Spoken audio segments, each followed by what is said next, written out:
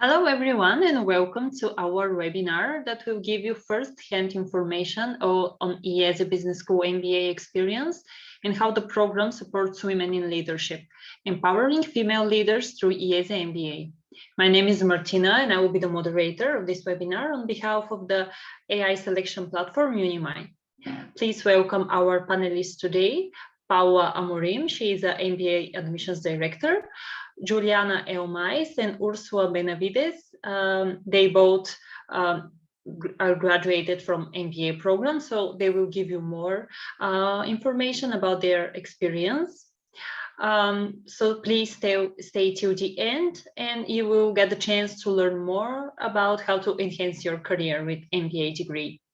Also, please type your questions in the Q&A box and ladies will take time to give you an answer at the second part of this event.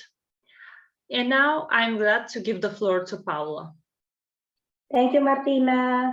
And thank you everyone for joining. This is a very exciting topic. So I'm very happy and excited to be here with you today. How we're gonna do this, we're going to have 45 minutes of me asking questions to these lovely ladies that I was lucky enough to actually admit into our MBA. So Martina gave a quick introduction. So just reinforcing, I'm the head of admissions for the full-time MBA here at IESE, but also a graduate from the program. So I've been in your shoes of thinking of an MBA and choosing my business school. I'm class of 2016. Already started working for the school right after. So I've been in the admissions team at IESE for almost 7 years. I was previously covering Latin America. So Ursula was actually my candidate because she was based out of Peru. Juliana, although she's also Brazilian, she was based in New York, but I was her interviewer. So I also have a foot into her admission process. And I've been the director for the past 3 years and now I'm based out of Barcelona. So I don't want to talk a lot about myself because I have a very packed agenda and I'd like to, I'm just gonna briefly put their lovely faces and their job titles here in the screen so you can take a quick look, then I'll stop sharing so you can have the screens, our faces a bit bigger in your screens. So both of them are graduated from the class of 2022, meaning that they graduated last May. And now I'll ask you ladies to introduce yourselves. Ju, if you could start, if you could also give us a little bit of a background of where, like in terms of academics, what you studied, where you were working before the MBA, and what you're doing now, please. Sounds great. Thank you, Paula. Hi, everybody. Happy to be here today with you. Hopefully, we'll cover some of the things that are on your mind. And if we skip anything, feel free to ask us as well. I'm Juliana. I am from Brazil, like Paula said. And today I work as the head of customer success at a fintech called Belvo, here based in Brazil. But before this, I was doing my MBA at IESE in Barcelona for 2 years. And before the MBA, which is I think where most of you are today, I had worked in the education technology space for several years. It's an industry that I really love. But I was feeling that I needed a little bit of a change. So the MBA came in handy for that. I had already studied in university business and administration, so it wasn't that I felt like I didn't know the content itself, but it's always nice to have a fresh look at the business challenges of the world. But I wanted to get a new perspective in a lot of things. I felt like I was doing something similar for a long time, and yeah, that's how I came about the MBA. And I can talk a little bit more about like how I chose IESE and so on later. But I was working and living in New York for 3 years, and before that I was in Brazil. So I'm happy to touch a little bit on other topics later on. Thank you, Ju. Ursula, tell us about you, please. Hi everyone. Thank you so much for being here. I'm very happy to share also my experience with you, and what a great experience it was to go to IESE as well. So before doing the MBA, I used to work in Banco Santander in Peru. I'm Peruvian, so I basically lived all my life in Peru before the MBA.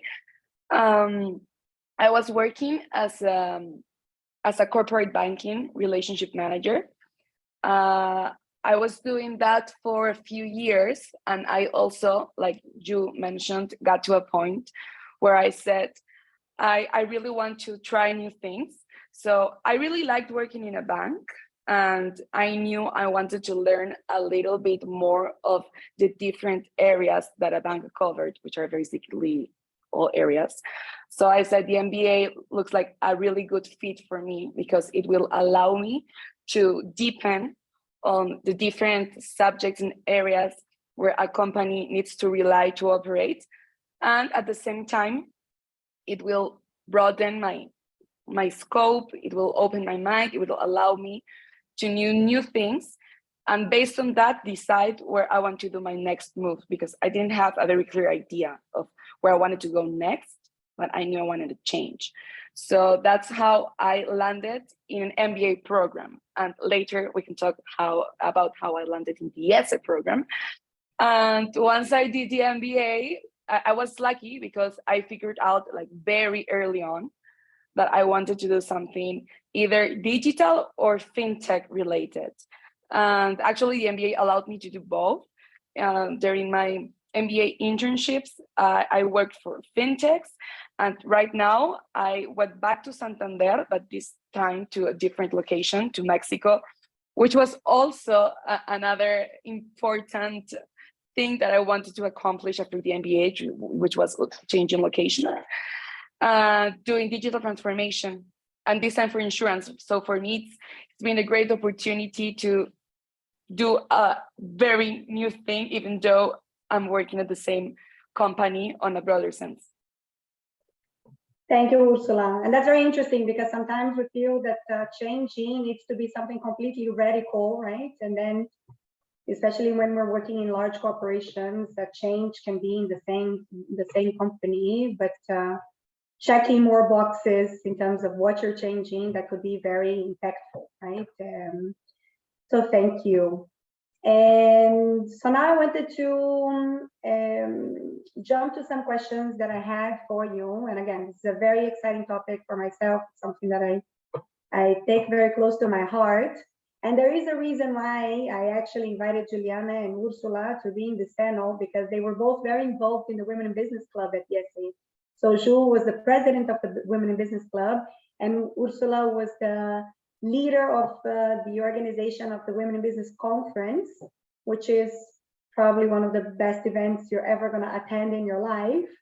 And I wanted to explore a little bit also this aspect of how you can really work on empowerment, and confidence, and contribute to others with these extracurricular activities that we have during the MBA.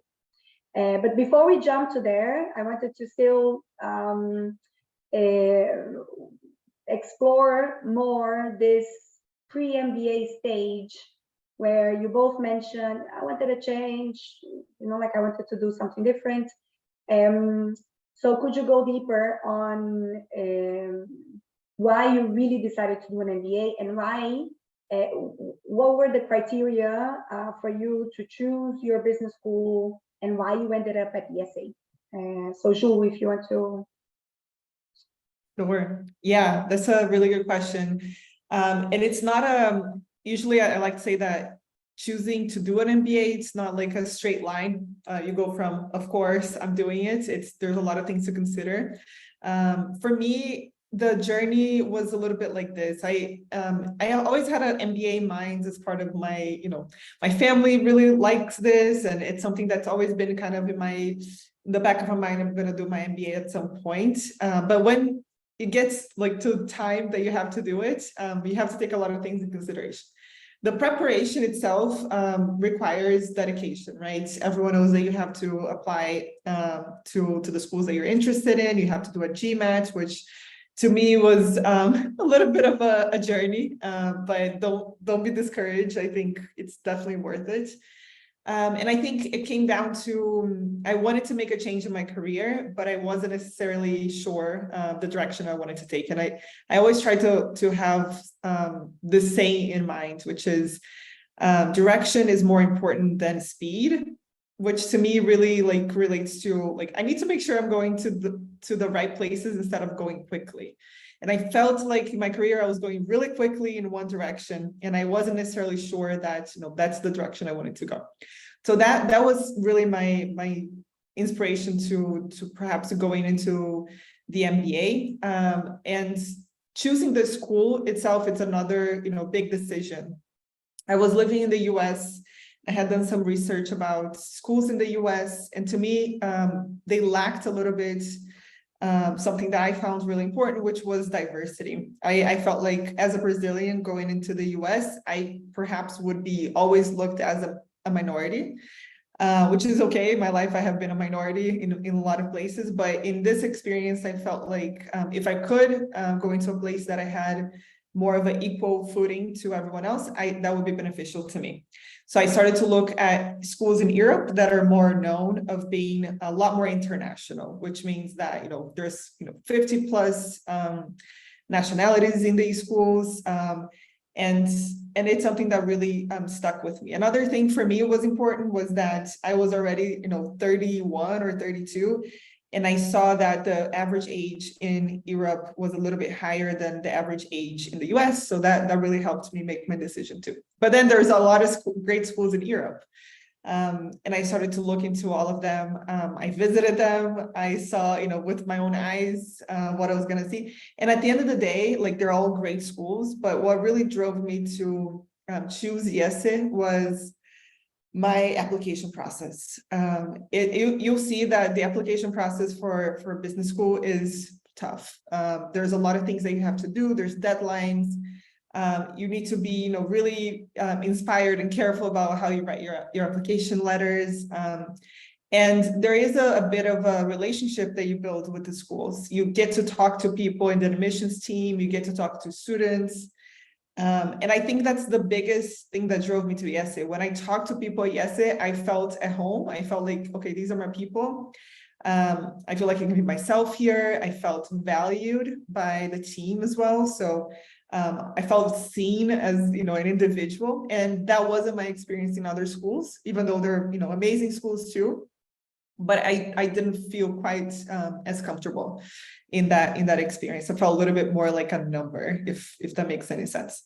So at the end of the day, I also, got a scholarship from IESE, and to me that made a really big difference too, bigger than other scholarships that I had received from other schools. And the fact that IESE is in Barcelona really played a role as well, because I was going to Barcelona I was going to business school with my husband. He was going to join me in this experience. And I always try to picture how is his life going to be in this place? And I think Barcelona was the place that I thought we both would be happiest. And that's how the decision came about. Nice, thank you, Ju. Very complete. What about you, Ursula? What drove you to IESE? And to do the MBA? The MBA for me was, like you said, a journey, because I'm the kind of person who said early on in my life, I will never work in a bank.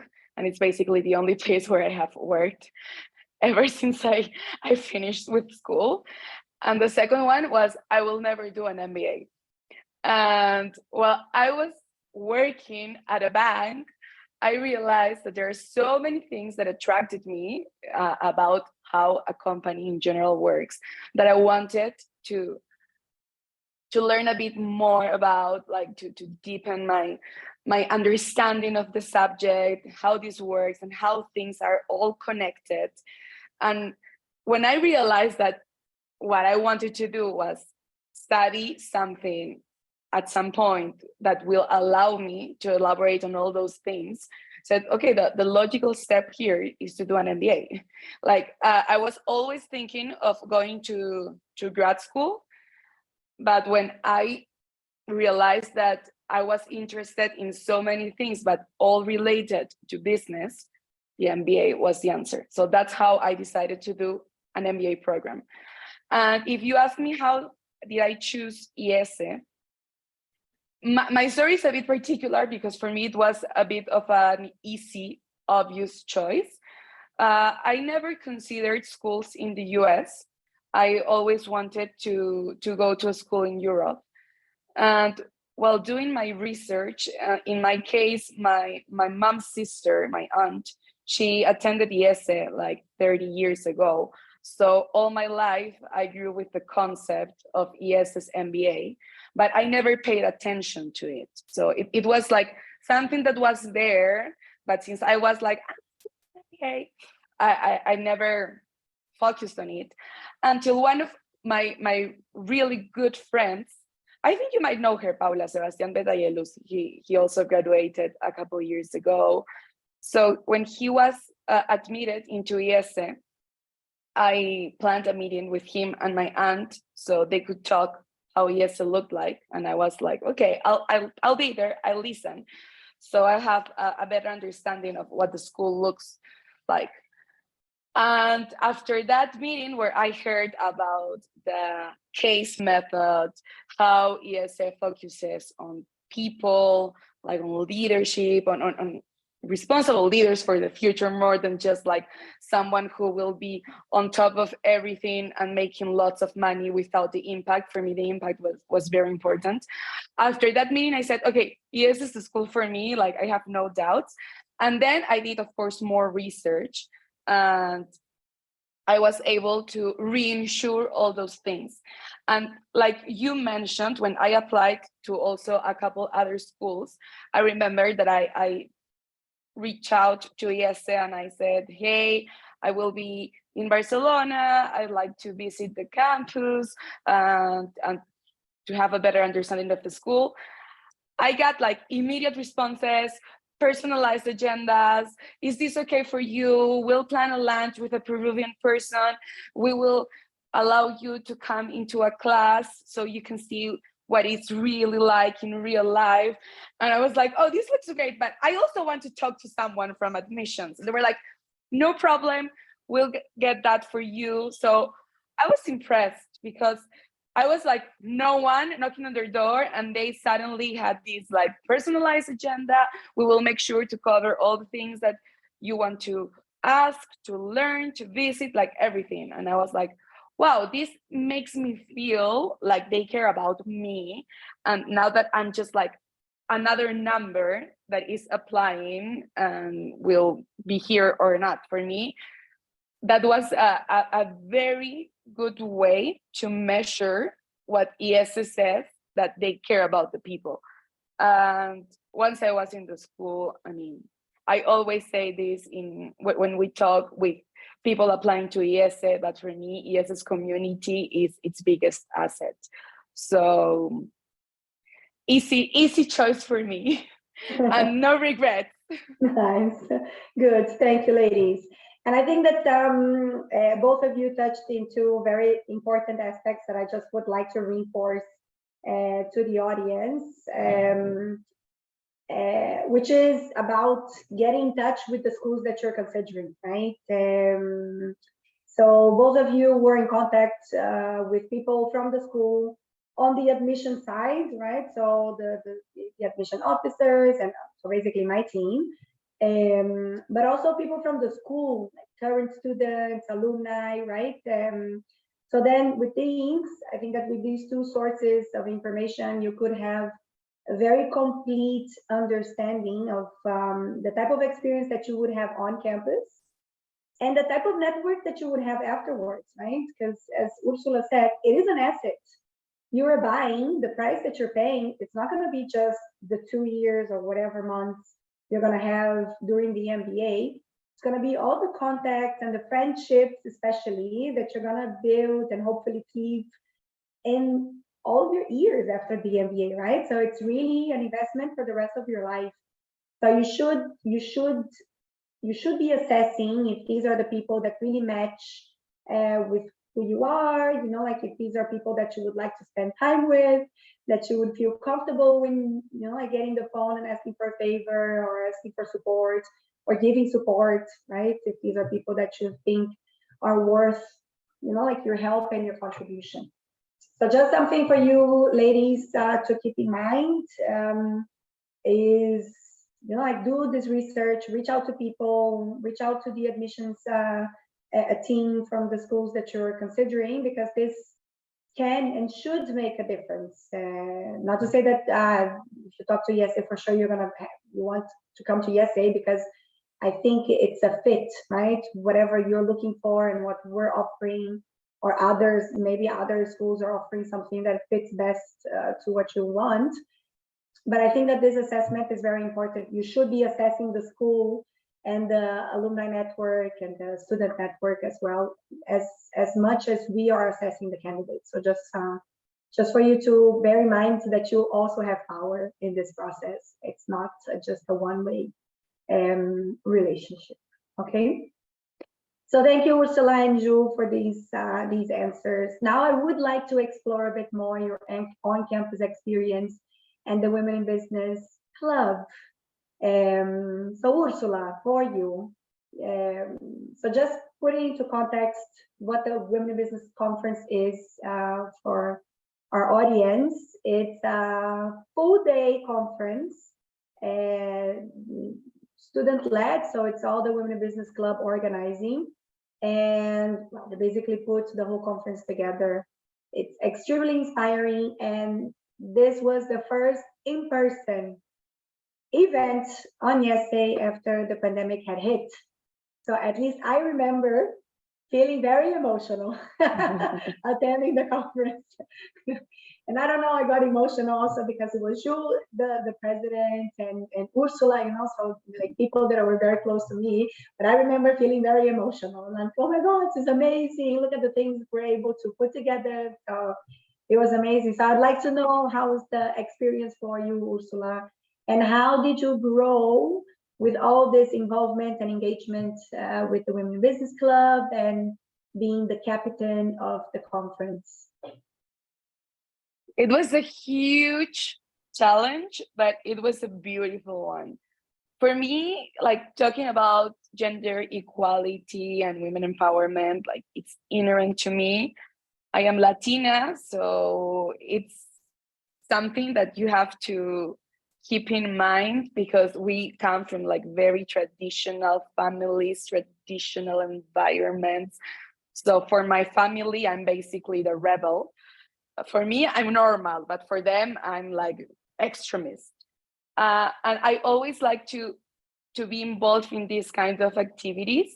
I come from a family that, even though we can be very traditional, I've been raised by very strong women.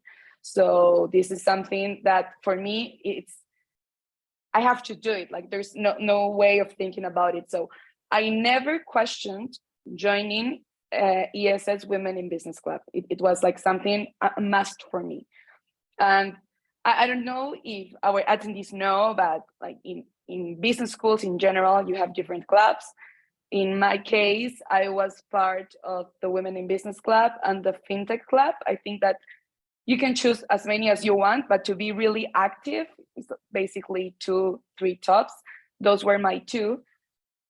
And I remember when we went to the open day in Sao Paulo, and we had the panelists that were IESE alumni. And there was this girl that she was, I don't remember if she was president of the club or president of the conference. I think it was of the conference. And when she mentioned what the amazing thing to organize the conference was and how exciting it was on the day and all the events that go around the Women in Business Conference, for me, immediately it was like, I'm going to do the conference. Done. I'm going to organize it. And then when I got to IESE, I was like, okay, where is the Women in Business Club? Where is the conference? So during my first year, I was actually a first-year director to do the conference as well. And during my second year, I said, I already had the experience as a first-year director where you don't lead it, but you're still very, very much involved.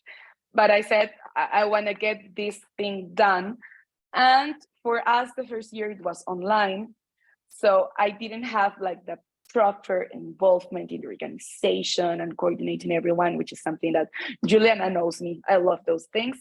And so the second year, when we had the Women in Business Club elections and you ran as president, I told her I want to do a conference. And she said, okay, apply. And I applied for it and I got it. But no, it was an amazing experience. First of all, we didn't inherit the knowledge of the previous year on how to do a conference in person. So this is like when you land a new job and you have no clue of what to do. And at the same time, you don't have anyone to ask.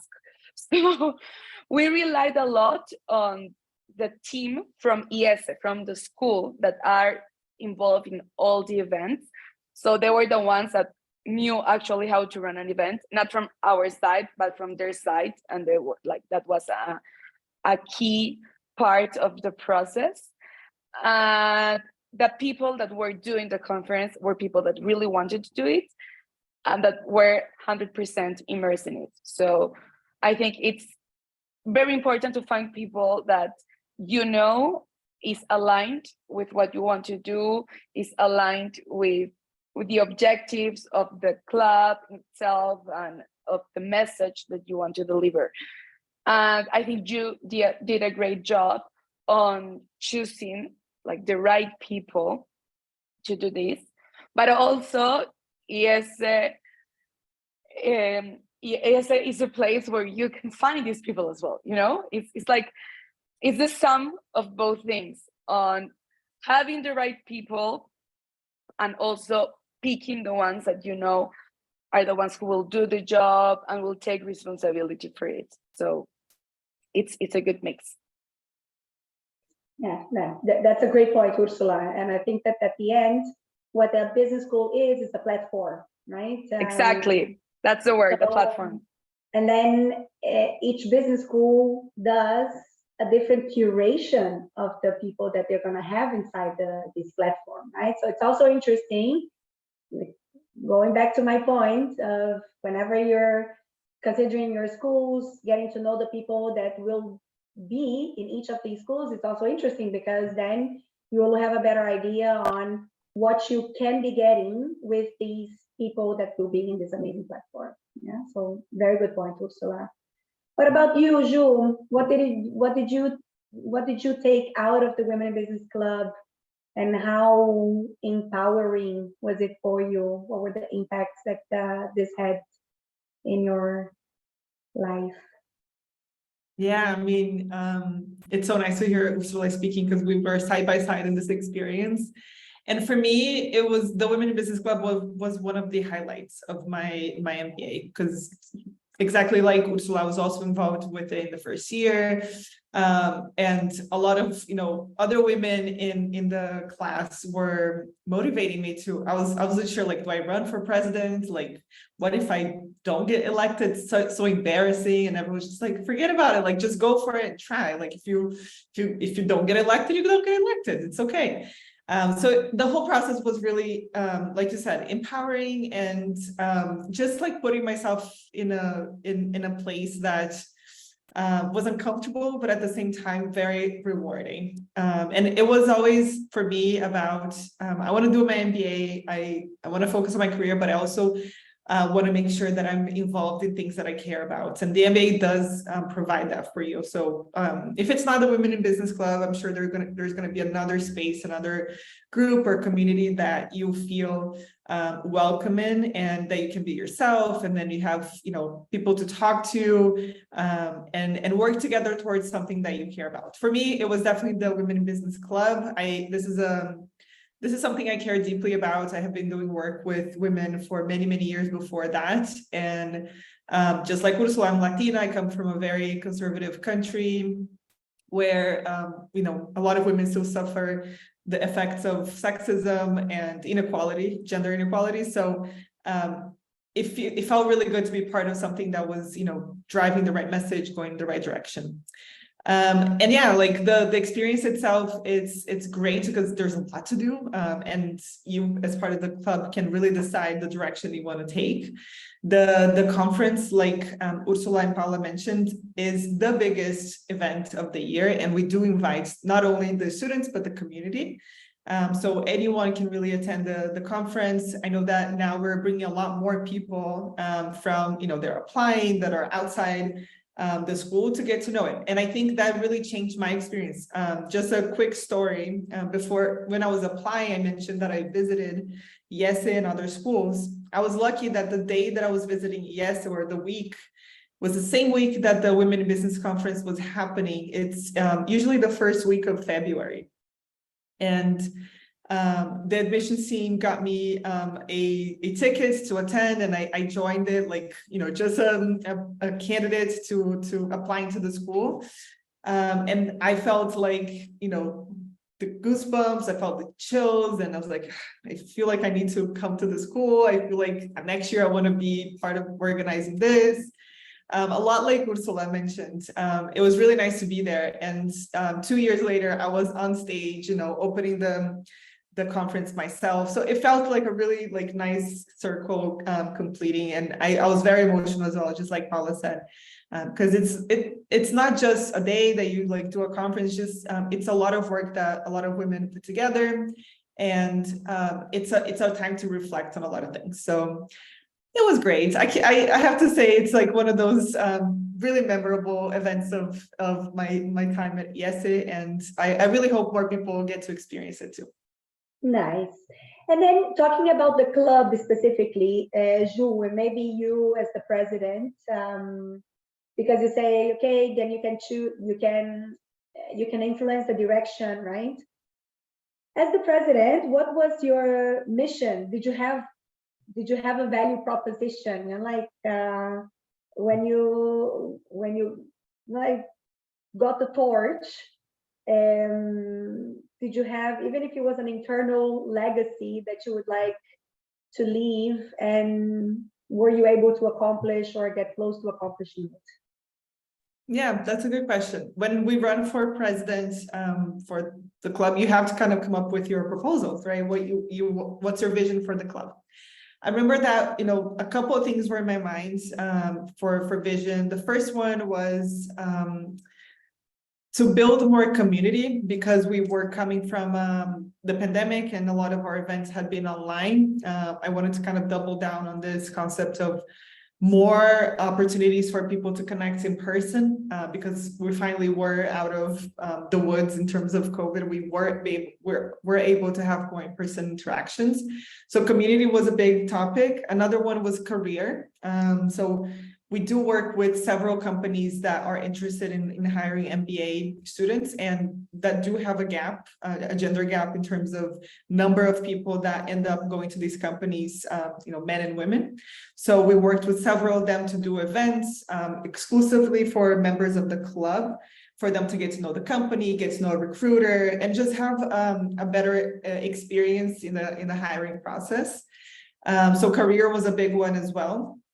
And then the third one is skills development, both like what we call hard skills, but most importantly, soft skills. So we have a few workshops that are kind of classic that the Women in Business partners with IESE to do. One that was super memorable was salary negotiation for women. This is something that a lot of us still struggle to feel comfortable doing. And it was one of the most, applicable lessons, that because it was close to the time that we were negotiating salaries with companies. So I myself got to apply a lot of the things that I learned right away.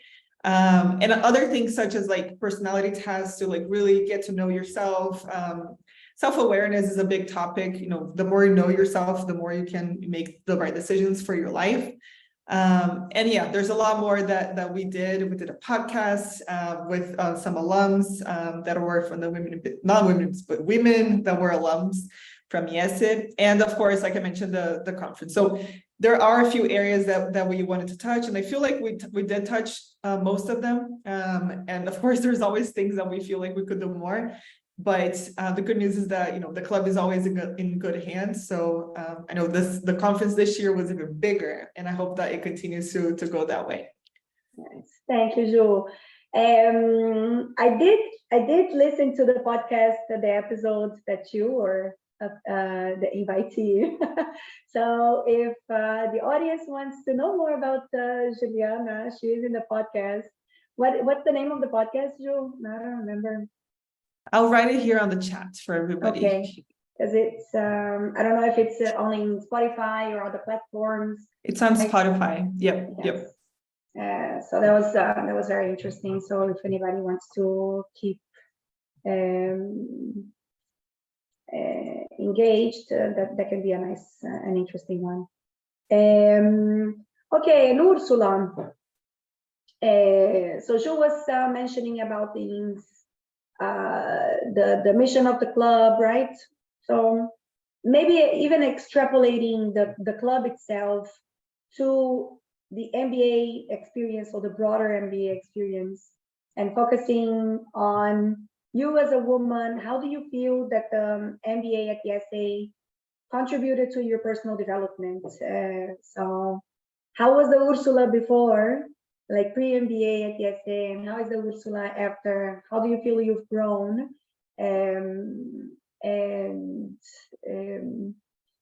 What were the barriers that you feel that you were able to break after doing your MBA? Oh my God, it's a huge journey, the MBA. So, and it's also a roller coaster, because I think a lot of people are expecting the MBA to be a journey which is like this, and it's not. Absolutely not. It's like boom, boom, boom, boom, boom. But I think that the good news is that at the end of the program, you end up being a person who has grown a lot, who has discovered a lot of things about yourself that probably in a situation different than the MBA, it would take longer to do. So like living 2 years of MBA is like living 5 years of regular life, basically. For me, I think that the biggest things that gave me, the first thing is when you do an MBA as a woman, you're a minority. So it exposes you to be around a lot of men on a regular basis. So when you're done with the MBA and you start working, at least in my case, right now, I'm used to attend meetings with like 7 other people, and all are men. I'm the only woman, or it's only 2 of us. So in a way, it helped me not normalize it. I don't normalize the fact that there are only 2 women sitting in the table, but to live with it and not feel like you are a minority, or you are feeling too little and that these guys will like eat you. No. So it gave me this like perspective where I'm gonna be used to this, and also to raise my voice when I need to do it and not feel like they are not going to listen to me or they're going to dismiss me. So these things are very important, I think, for the time when you are back in the real world. And according to the industry, it can be hard. So I think this is a great training. And the other thing that I rescue a lot about the MBA is that you are going to be exposed to a lot of rejection and to a lot of vulnerabilities. And that makes you grow and learn a lot about yourself and the value that you have, and that your value is not correlated to those acceptance letters or rejection letters, So it's a really good way to understand that you have a personality, you have capacities, you have certain knowledge and way of doing things, and you need to find a good fit for you, because you're not going to be a fit for everything, and that's okay. Sometimes people think if you do an MBA, then you are able to do whatever you want to do. In terms of capabilities, maybe yes, but that doesn't mean that you're going to be happy doing it or that you're going to enjoy while you do it. So it's a way of seeing all the possibilities and then start to reducing them to the ones that you will fit. And I think that's the hardest part, like to see where you fit and where you will be able to contribute the most. Maybe you are a super creative person and you get with the vibe of doing investment banking, and in the end you realize, no, this is not going to be the right thing for me. So for me that's the MBA is a great platform to do a little bit of trial and error and to see where you can see yourself. And I think a great way of doing that is actually applying. When you do the application process, sometimes you realize if the company will be something that you will like or not, because the application process for consulting is one thing, for investment banking is another thing, for tech is another thing. And if you want to do, I don't know, like startups, it's a whole different thing. You need to network a lot. You need to basically find yourself people out there. So those are things that will prepare you for what you want to do next. And this, what you will do next, it's very important. Like when you just graduate, you can start navigating the corporate world or not, and you have more time to test things out. But once you're done with the MBA and after the huge investment that the MBA implies, you sort of want to land not in a place that will define you forever, because that's not real, but at least that will set the path to where you want to end up in the near future. So those are for me two key things that the MBA program gives you, aside from the amazing IESE community, as I mentioned before. Oh wow, Ursula, you've touched so many deep and super relevant points. It's amazing. And I wanted to like reinforce one part when you've mentioned about the raising your voice. And I think that that's another advantage of coming to business school, where yes, although women are still a minority in terms of we're less than men, at least at the IESE we are in a very good trend where we're really increasing the percentage of women, but we're still not equal, right? The 50-50. Yeah. But it's interesting because even if we are 30% or 35%, now we're currently 38% in the class, in the current class.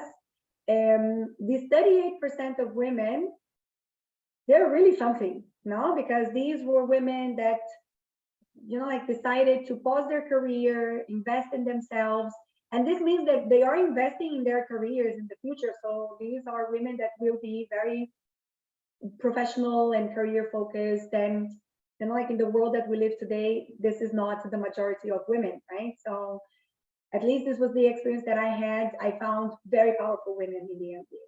And that really boosts me as a woman, you know, like to feel how amazing we are, how supportive we can be, you know, like how much we can contribute to each other. So I think this really makes us feel more comfortable in raising our voices, right? So not feeling okay with being shut down, right? And silenced. I feel that I've become much more vocal because I was just surrounded by women that really inspired me. So again, the platform, right? And I feel that this is definitely something that contributes a lot during the MBA, and just the women that will be with you in this journey. And even though they come from the very different walks of life, something very common comes, you know, like brings us together, which was we decided to do an MBA, you know, like in this school specifically in this moment in our lives. So Ju, how is it for you? How is the pre and post Juliana after the MBA? Yeah. Yeah, a lot of same experiences Ursula mentioned. It's a roller coaster to do an MBA. There's times that you're gonna feel like on a high, like, okay, I nailed this, I got this offer. Other times you're gonna be like on a real low. So it's a real exercise of vulnerability, of putting yourself in uncomfortable situations and being okay with it. And I think the biggest lesson for me was I kind of was already on the path of knowing this, but the MBA really helped me solidify, which is the notion that I can do anything. It wasn't super clear to me that that was possible, but now definitely is. I can learn anything. I'm smart. I can, get into a new job, a new company that I'm not like an expert in, but I can find my way. I see myself in spaces that I maybe didn't see myself before, just out of intimidation, maybe a little bit of imposter syndrome. And the MBA helps you gain the confidence because you are exposed to many things that you're like, I can't believe I did that. So you have to do so many, speeches. We have a communications class that you have to prepare and speak in front of everyone. And this happens frequently. You have to kind of like, put yourself out there and do things that perhaps you would prefer not to, just because of you want to be in your comfort zone. So you kind of really need to burst the bubble. And after you do it, you're like, that wasn't too bad. I actually did okay with that. And so you prove to yourself over and over that you can do things that you didn't think you could. So after the MBA, my impression was that I was a lot more confident in my ability to, do new things, and anything that I want to do. Doesn't mean I want to do everything. Just like for the things that perhaps I want to try, I'm not afraid of, stepping into a new situation. So that was a really big revelation for me. One example I like to give about this confidence and knowing what you want and going after it was that when I was negotiating my current position at work right now, this was about a year ago. I had the offer in front of me. I was debating this versus a different offer, and I remember having a conversation with who is now my boss, my manager, and saying, listen, I need to be really honest with you. I plan to start a family soon. Like I plan to be pregnant within the next year. How do you feel about that? And I felt so empowered to say this because I knew that he was going to say a version of like, of course, no problem. But I wanted to get a sense of like what's behind what he's saying. Because I wanted to be in a place that was going to be okay, and I was going to be supported and not like looked down on. And my boss was amazing. He supported me 100%, and he really made me feel confident that I was joining the right place. I don't think I would have been able to ask this something like this before the MBA, but when you know what you want, your priorities. I felt like I that was the right thing to do, and I don't regret it. Amazing. And this is huge, right? It's so powerful.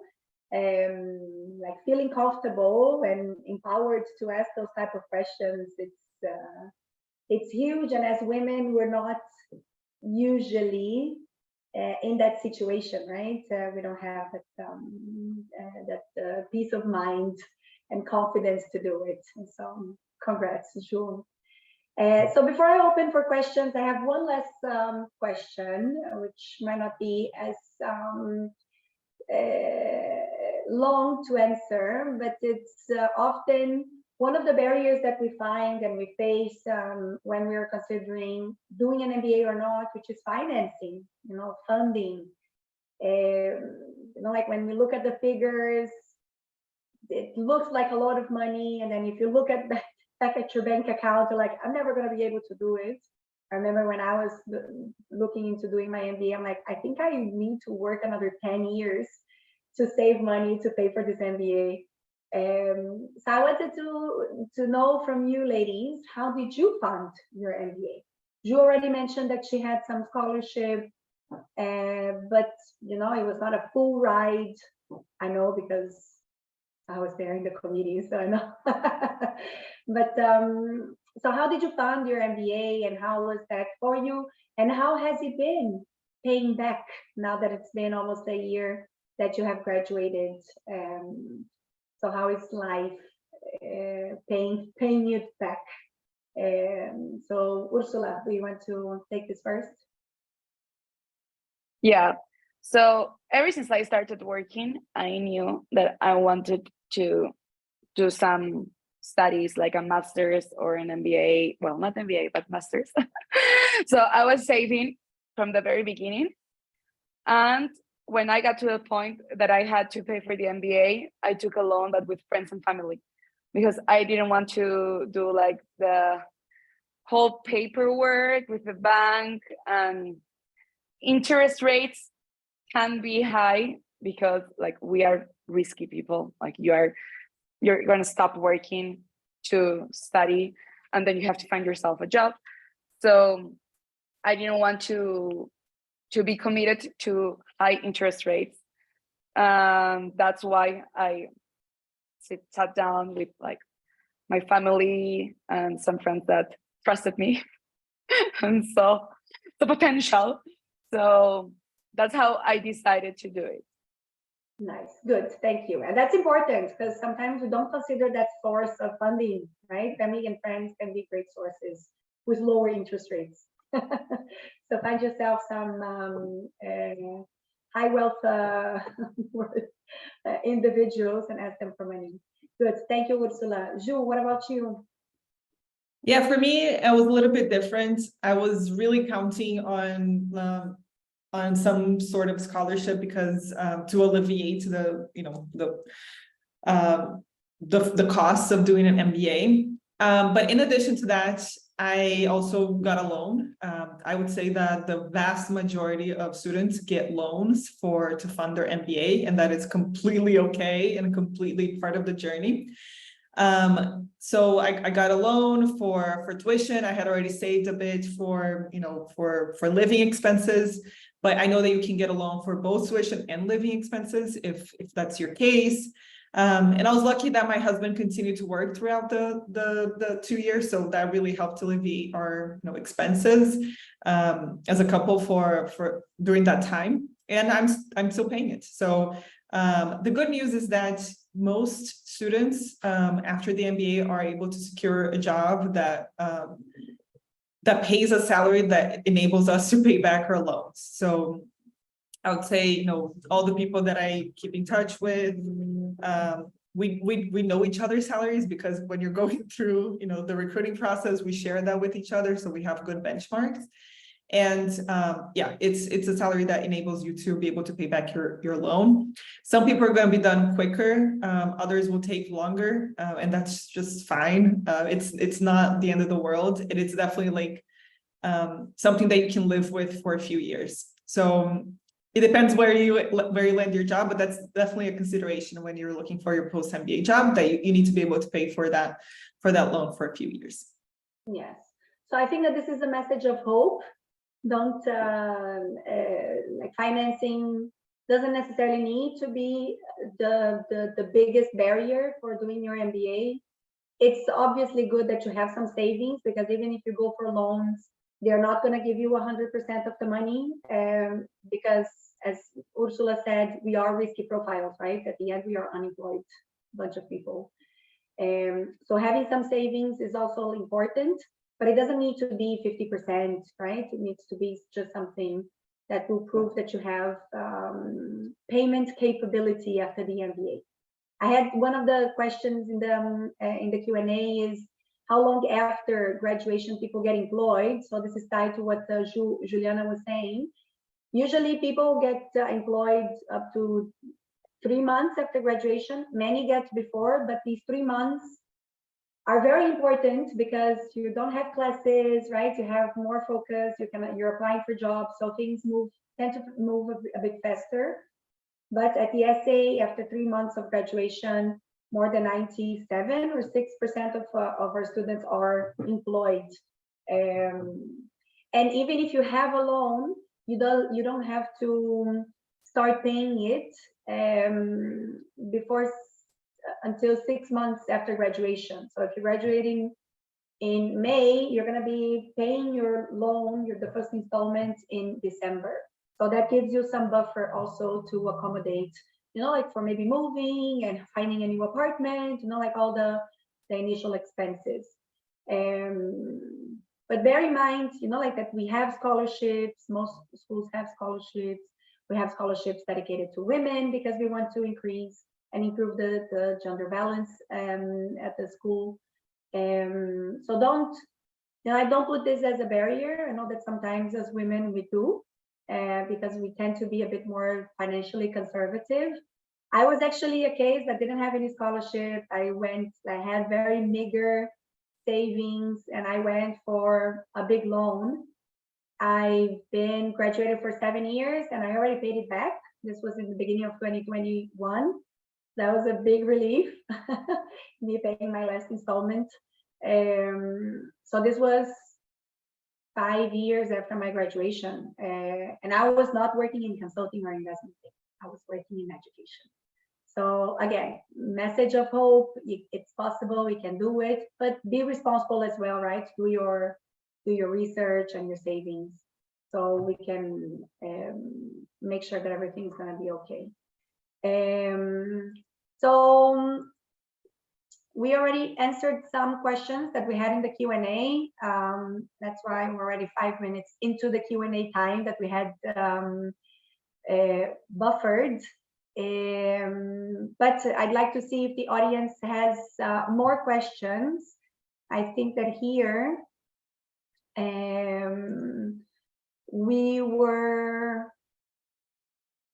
they asked, I think that Ursula answered in the Q&A, but maybe Ursula, you can tell a bit more about the networking events that happen on campus. I think that can be interesting for the other larger audience to hear about. We have basically events that are held by the school, like career fairs or events where you bring someone from a company to give a talk or something related to that. And that way you can network a little bit earlier or after the event, the conference, whatever it is. Then most of the clubs, which are a lot, like the industry clubs, I mean, have their own conference.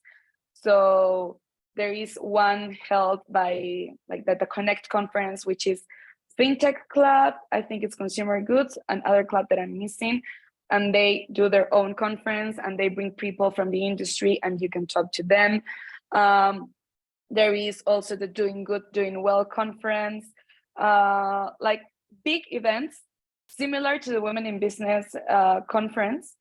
And usually they have some space in between talks or at the end, like a cocktail hour where you can talk to the people, not only the speakers, but also like some people from the industry related that come and join the conference. So those are good opportunities.